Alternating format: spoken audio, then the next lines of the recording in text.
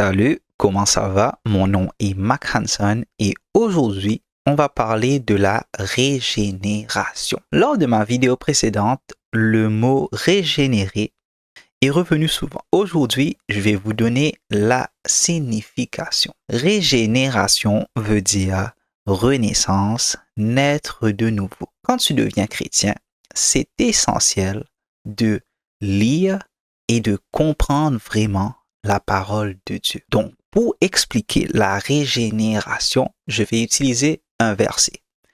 2 Corinthiens, chapitre 5, verset 17. Si quelqu'un est en Christ, il est une nouvelle créature. Les choses anciennes sont passées.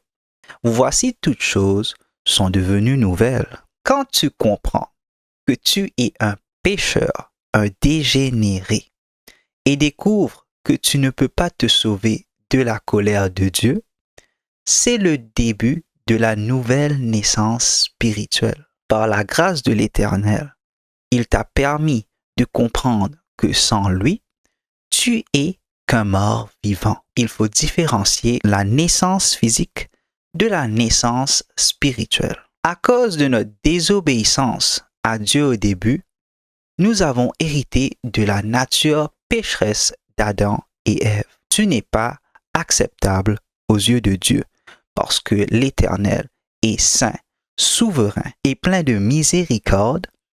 Il offre l'opportunité à ses créatures égarées de revenir vers lui par le sacrifice d'un être pur et droit, dont Jésus-Christ, le Rédempteur et Libérateur. Quand tu crois vraiment en Jésus-Christ, ta conscience, ton âme et ton cœur subissent une renaissance, un changement par la grâce, la puissance et la conviction de l'Esprit Saint. Sortir de l'état de mort à un être spirituel vivant, couvert de la droiture du Seigneur Jésus-Christ. Alors, cette personne change son regard sur Dieu et se tourne honnêtement vers le Seigneur. C'est la beauté de la vraie conversion. On peut pousser cela plus loin. Par exemple, Jésus-Christ a littéralement ramené un mort à la vie. Note très importante. La régénération se manifeste qu'une seule fois. Qu'est-ce que cela veut dire? Lors de la vraie conversion en présence de Dieu, l'individu est réconcilié, scellé et adopté.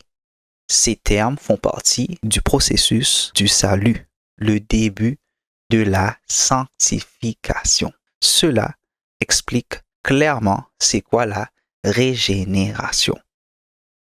Puis, un petit détail, j'ai pris ces informations de 2 sites. Le premier, c'est godquestion.org, qui est un site calviniste, et Ligonian Ministries, fondé par R.C. Sproul. C'est juste pour avoir un background sur moi, parce que j'ai appris de profs comme R.C. Sproul, John Piper, Voddie Baucham, Paul Washer. Ce sont mes favoris. Tant que les informations sont pertinentes et biblicales, il n'y a pas de problème. Quand tu connais la vérité, tu vas le voir, puis Dieu va te donner du discernement pour savoir si cette information est bonne ou mauvaise. Le truc, c'est de chercher, puis tu vas trouver. Cherche et demande à Dieu de te faire comprendre. Lire la parole de Dieu, c'est de nourrir sa foi.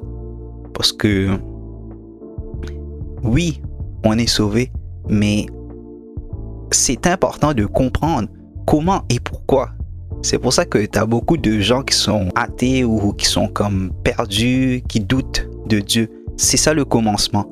Dieu te permet de comprendre que, oui, tu es un pécheur. Sans la volonté de Dieu, tu vas jamais comprendre. Parce que c'est la volonté de Dieu. C'est sa grâce, c'est sa miséricorde qui te donne. C'est la clé pour avoir ce changement et vraiment croire que Jésus s'est sacrifié pour toi.